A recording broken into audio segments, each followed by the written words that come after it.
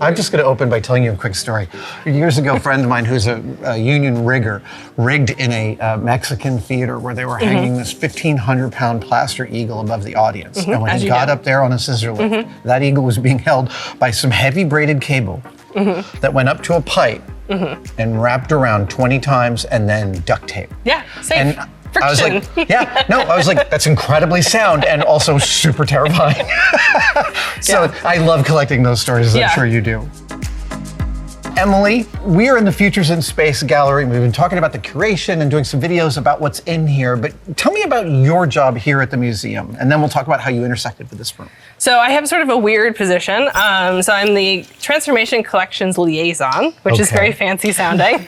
But it basically means that collections is a very big department and we do a lot of things. And a lot of times project management and other people need like one answer from collections, and that's me. I see. So when you need opinions on things, or if we're facing obstacles, I sort of corral everyone into saying like, this is our preference, and then I can sort of channel that. You guys intersect with the pieces in every stage of their lifespan. Exactly. I come into this gallery, and the first thing I thought when I looked in was, oh my God, that must have been a nightmare to get the Blue Origin capsule into this space. Does it even have to travel on a super wide, on a highway? I mean, you guys have to deal with these kinds of issues all the time. And we have a very specific department in our collections processing unit, so they're a large artifact team. So we have people who have their CDLs that can commercial driver's license. Because you often, I didn't remember learning this. You guys often don't contract out. You want your own drivers for your own artifacts in an 18-wheeler. Yeah, because we have very specific artifacts. So either they're non-standard, or if you get guys that transport aircraft, they're like, yeah, just toss it on the back. And we're like, but this is one of a kind. You can't just toss it on the back. So a lot of times it's easier and cheaper for us to just do it internally because we have the skills. And you're forklift certified. I am forklift certified. And is that kind of standard within collections, that you might have some different certs that are sort of non-standard for museum work? Particularly because we deal with such large things. The fact that we do our own forklift certification and mobile work platforms, so MUP training, so that's scissor lifts, boom lifts, all that kind of stuff. Pretty much everywhere else in the Smithsonian, they don't do it, which I think a lot of other places are sort of becoming jealous, as we get a lot of lenders working with us because we don't have to pay art handlers to handle our stuff. Amazing. We can deliver it, we can install it.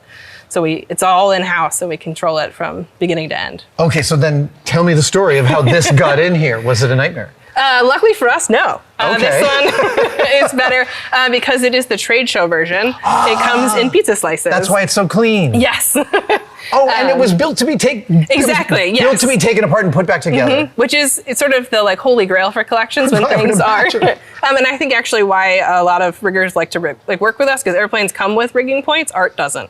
So we are sort of our own weird, industrial collection. But for this one, the lender, because it is their trade show, Blue Origin, it showed up in their truck. This was just like another day for them. It was 4 trucks, so like the 4 containers. So the first container had all the tools he needed, and then every other one just had pieces of the pie. So they unloaded it for us. It's on wheels. It rolls in, and then they did a lot of stuff inside to sort of bring it all together, like put the top on top. And that was just another day of work for them. Yeah, it was like no problem. Amazing. It wasn't a back of the field in a state fair. So they're like, this is great, ideal. So this will eventually get replaced by a flown capsule. Yeah. Are you guys, as collections, already thinking about how that capsule will both get here to the Smithsonian and then get into this gallery? Yeah, so depending, again, with sort of the space stuff, a lot of times there are dedicated equipment and trucks. So if the lender can, or the donor in this case, can bring it to us, that helps. Right.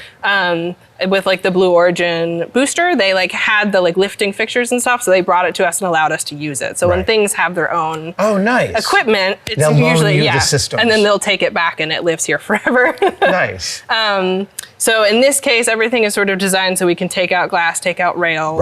Right. Depending on the size of it and the weight, we either roll it in, you can tow it with a forklift, and that's really up to our collections department to sort of think about because we also have the weight restrictions. Hazi's great because it's all concrete, so we can drive whatever we want. Yeah. Here we have floor load restrictions. Of course. So sometimes we have a giant forklift that weighs 18,000 pounds. We are not allowed to bring it into the building. Fascinating. So we have to tandem lift things that are too heavy in this building that we wouldn't have to do at Hazi. So that's sort of simply because of the weight load the fork can handle. So you sort of logistically have to work your way through particularly the restrictions of this building, and then what size is the space? How big is the door? How big is the object? What equipment do I need to get it there? This is also a testament to, like, we understand that planes and spacecraft are all designed to be as light as they possibly can be, and still they're heavy enough to exceed the weight limit of a building. Yeah. Tell me about these giant panels behind the Blue Origin. I'm fascinated by them. So these are our ULA panels. Yeah. And our curators could tell you exactly why we love them, why they're here. That's not really my problem. Fair. But they're actually made of metal. Yes, and they are. They're quite heavy. Yes, they don't look like they weigh a lot. But these actually came in, and again, these are trade show panels. So they were sort of beat up and rugged. So the decision was made, I think, in coordination with the company and also with the curator, that we were going to paint them to make them look nice. So that's sort of the, like, one of the interactions we have between collections and curatorial of, like, how much are we treating it? What's the story we're trying to tell? Because, you know, with aircraft, it's like, are we maintaining original paint? Is this like a type specimen and we're just painting it to look like they all look? Right. So these actually got new, freshly coat of paint. Okay. So they look nice. And they are enormous.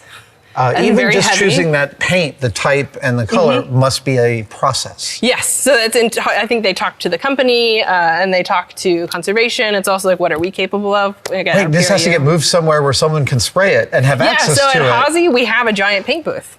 Oh, you do? But big enough for that? Oh, fabulous. Yeah. Of course, it must be big enough for a small plane at least. How did these come in? Did these come in on a forklift? They came in, if I remember correctly, a flatbed. So basically, they sent them in a crate, but we used the crate that these came in. So again, sort of using, when things are shipped in, things they're intended to be shipped in. That's great. That's a great way to move So they came them downtown, got unpacked, and then they had to stand them up using a forklift, which topped out. That's as much as we can. That's as high as it could go. Wow. And it, you know, everything in here is tight. Like, there's not, the stage wasn't here. That's why they went in first. Right. But it's just tight. This is, again, not Hazy. It's not a big, lovely open aircraft hangar. So again, when collections is planning, it's both how do we get equipment in, how do we keep people safe, but also, like, how do we do that in a way that doesn't hurt the artifact. So that's when they design galleries. The ideal is that it's a conversation between collections and design and curators to, like, not design things that are impossible then for us to install. So when I hear about collections and logistics, I think of things like the Blue Origin and these panels, but there's a piece of clothing over there I want to talk about. All right. Okay, let's go. All right, Emily, this is a sari. I did not expect to see a sari in the Futures in Space. Can you tell me briefly about the history of this garment? So this is in the Mission Control. They wore these because the Indian Space Agency, I think, has a lot of women running it. So there's a very amazing picture of all of them in their beautiful saris. Incredible. Yes. Talk to me about the logistics of bringing a sari into the museum. It was non-trivial. No, so for these, we have a textile conservator who works with conservation. So she sort of had to take into account both the state of the textile. So luckily this is a new modern one. Some of the stuff she always describes it as crunchy. You know, things over time get delicate and fragile. Right. But in sort of working with the donor, there's a lot of cultural context that she needs to think about. So she asked the curator, I got in touch with her sort of about, like, how do you pleat, how do you fold, how do you wear yours? Because the sari is a very individualized. Exactly. It's many, many yards of fabric, and there's many, many ways of arranging it, and they're all very specific and have different, they tell different stories. Yes, and, like, what you do when, and also, like, you know, how she was wearing it for the mission, and also just, like, getting the form right. So it's sort of like, we don't want to make her look like she's 6 feet tall because she's not 6 feet tall. So sort of making it look like this is the person in the garment. When I first walked in, I was wondering what it was here for, and then I looked it up on the thing. And then I was blown away by how much logistics there is just in representing this one beautiful piece of clothing. And it's sort of, in terms of, like, the collections perspective, there's both the, when it gets donated, registration, works with the donor, does the deed of gift, like, gets the documentation so it can say, like, this is how it got here, this is its story, we own it. And then it goes to conservation to work on it, you know, any sort of cleaning or, you know, if there's rips or tears, things like that to look at.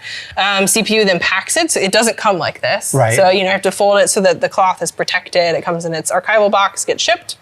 And then when it gets here, we have a dressing room upstairs. So in this case, she had to work really hard because the embroidery on it, like, is supposed to lay in a specific way, and it's yards and yards and yards of fabric. So she sort of laid it down again with, like, archival material underneath and, like, very carefully pleated.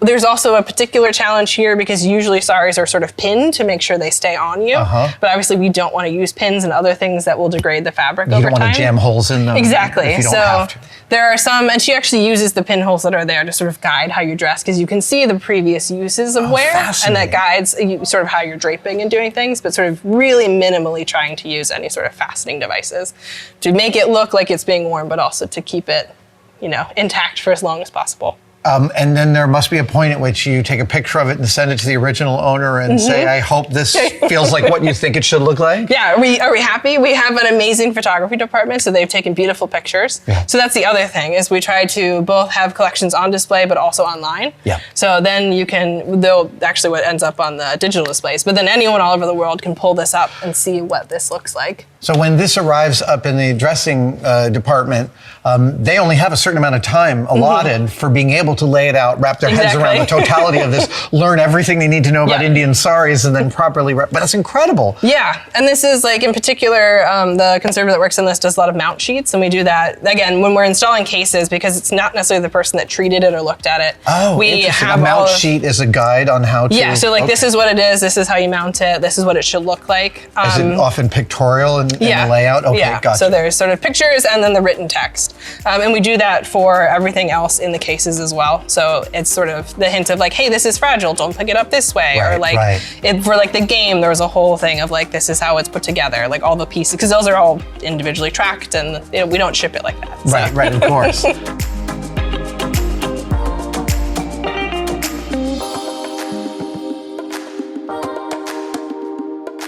But I think this also really demonstrates the breadth of we move everything from the shuttle to one of these. Right. So logistically, it's a challenge, but it's a great challenge. Amazing. It's so inspiring, Emily. Thank you. Of course, thank you.